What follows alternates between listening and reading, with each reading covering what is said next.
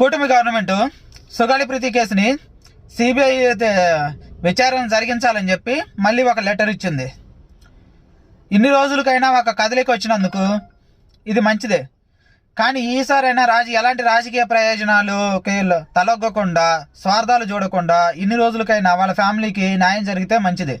ఎందుకంటే ఒక కేసు విషయంలో 8 సంవత్సరాలు అవుతున్నా వాళ్ళ తల్లిదండ్రులు పోరాడిన దానికి ఆ కేసులో గనక దోషులకు శిక్ష పడితే మిగతా వాళ్ళకి భయం అనేది ఉండిద్ది.